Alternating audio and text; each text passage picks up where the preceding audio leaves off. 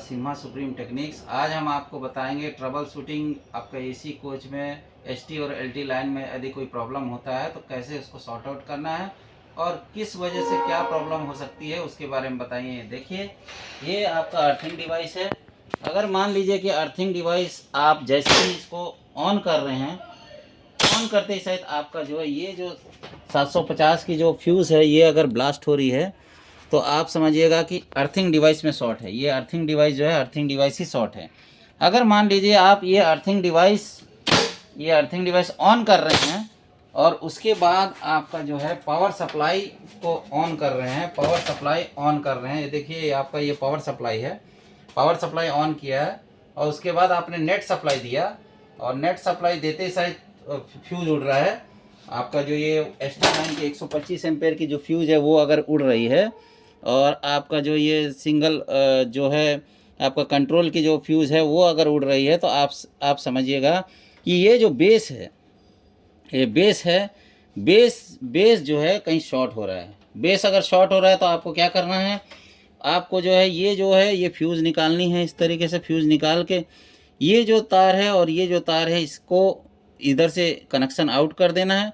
Out करके जो है आपका जो है उसको दोनों को जो है जोड़ देना है किसी एक पतले वायर से जो है जोड़ के बाहर में ही जो है बेस, ताकि बेस के बाहर से माने जो बेस के बाहर आ जाए, इस तरीके से करके आपको लगाना है। वो क्या करना है, अगर मान लीजिए कि आपका नेट 1 में हो रहा है तो नेट 1 की जो फ्यूज़ है उसको निकालना है और बाकी तारों को उसको जोड़ देना है। और नेट 2 में अगर हो रहा है तो नेट 2 में ही जो है आपका बाकी तारों को जोड़ देना है।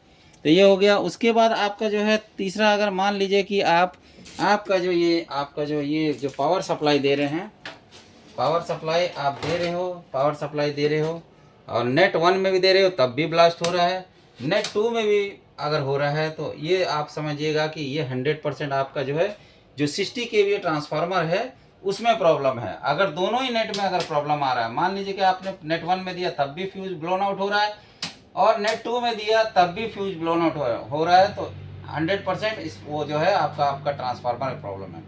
अच्छा, अभी एक और प्रॉब्लम हो सकता है, जैसे कि आप जब अर्थिंग डिवाइस से जब आप ऑन कर रहे हैं उसके बाद जो है फ्यूज उड़ रहा है, तो आप यहाँ देखिएगा ये मीटर दिया हुआ है, एसटी की मीटर दिया हुआ, 2 एसटी की मीटर दी हुई है। देखिए ये मीटर जो है, ये देखिए ये मीटर दिया हुआ है, वोल्ट मीटर दिया हुआ है। जो ये वोल्ट मीटर जो है आपका पीछे से ये शॉर्ट हो सकता है, तो ये शॉर्ट होने की वजह से हम क्या करेंगे, लाइन में जब रहेंगे तो ये जो तारें हैं, जो तार दिया है यहाँ पे, इन तारों को आउट करके इस पर टेप लगा देना है।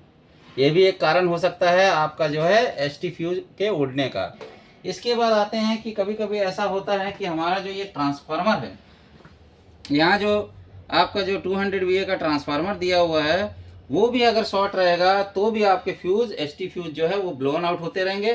तो आपको क्या करना है, आपको जो है इस ट्रांसफार्मर को चेक करना है। अगर ट्रांसफार्मर में प्रॉब्लम है तो ट्रांसफार्मर को चेंज कर देना है। और कई बार ऐसा होता है कि आपका जो ये जो कॉन्टेक्टर है, जो K01 और K02 कॉन्टेक्टर है, ये भी जो है अंदर से जले हुए रहते हैं, तो सिंगल फेसिंग होके भी एसटी फ्यूज़ जो है उड़ते रहेंगे। तो आपको क्या करना है, इसका जो ये कवर है ये खोल के देखिए, अंदर में जो है स्ट्रिप्स वगैरह दिया हुआ है, वो स्ट्रिप्स को जो है आपको देखना है कि कहीं कोई जला तो नहीं है, इस तरीके से तब जाके जो आपको कंफर्म होना है। तो इस तो आपने आज जो है आपका एसटी लाइन की जो है जितनी भी जो है प्रॉब्लम्स आपने देखा, इसी के साथ मैं वीडियो को समाप्त करता हूँ। धन्यवाद।